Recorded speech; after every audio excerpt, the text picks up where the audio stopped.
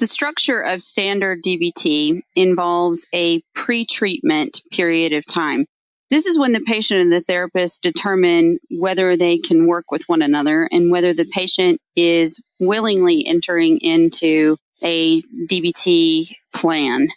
The first 2 to 3 sessions, the therapist and the client are discussing the terms of DBT, how it's different from standard therapy or CBT, and they're discussing the DBT's patient and therapist agreements.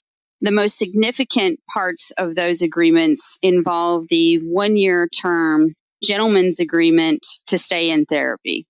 1 year is the minimum requirement for engaging DBT with adults. Another significant agreement involves the client taking self-harm and suicide off the table for a period of time. Taking it off the table does not imply that a client will be terminated if they do engage in self-harm or have a suicide attempt. More clarification on the therapist and patient agreements will come later.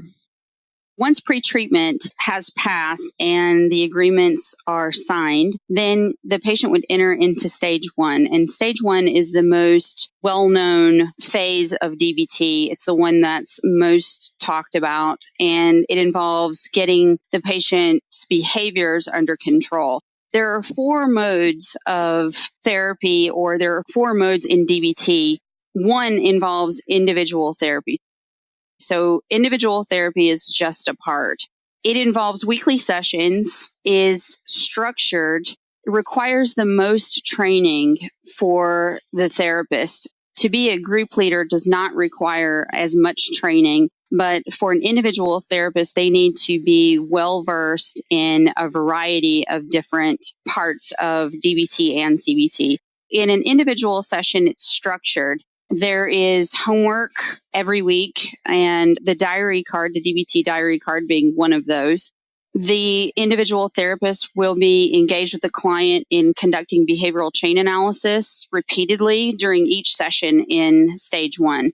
The individual therapist will be prioritizing targets, what's most important to address, and whether or not we're able to discuss what the client brings in as much detail as they would like to talk about it is determined by a hierarchy of targets that we'll discuss later. In addition, we want to, in individual therapy, be conducting formal assessments and doing data tracking.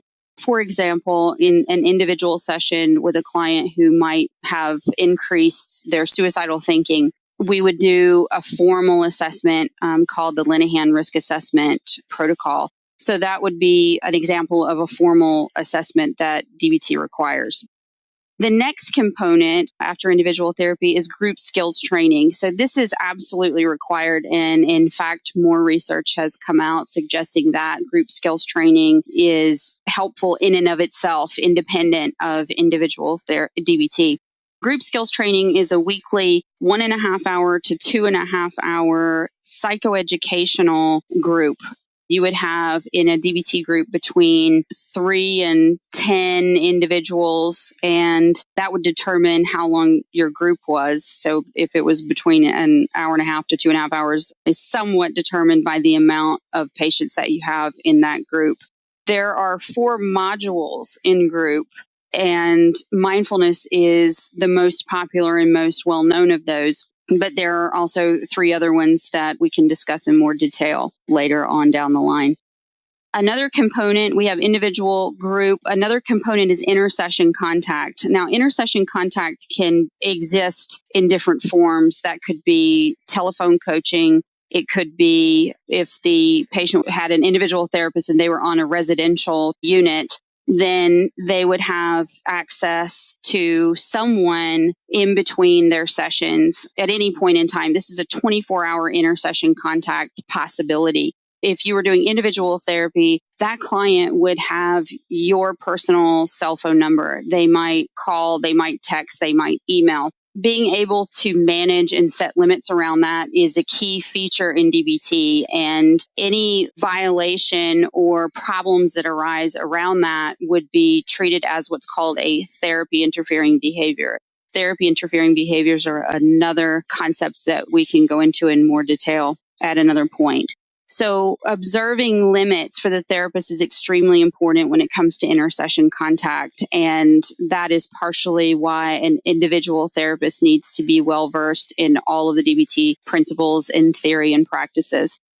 The final component in DBT is what's referred to as peer consultation team meetings. And these are weekly meetings that last between an hour and 2 hours between all members of a team which are treating the patient. And within the DBT perspective, the treatment of a patient in DBT requires a team. And so your team might be the individual therapist, the group leader, the group co-leader, the medication provider, and or possibly a nutritionist or anybody who is willing and able to join in the group that is treating the patient. And the purpose of this is partially to support the providers who are treating the client. And oftentimes providers who are conducting DBT need extra support. So it's partially a support for the therapist.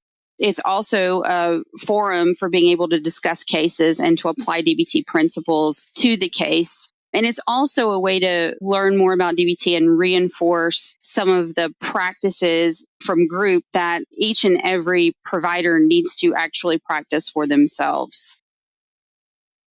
The key points for this talk are all patients begin in pre-treatment.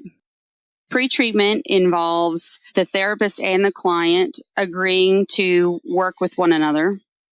There are no involuntary patients. There are weekly individual therapy and weekly group. Diary cards, behavioral chain analysis, prioritizing targets, and formal assessments are included in individual DBT.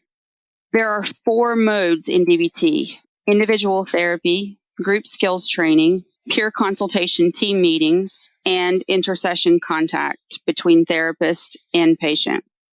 A typical DBT agreement is 1 year for adults, and the structure is different for adolescents.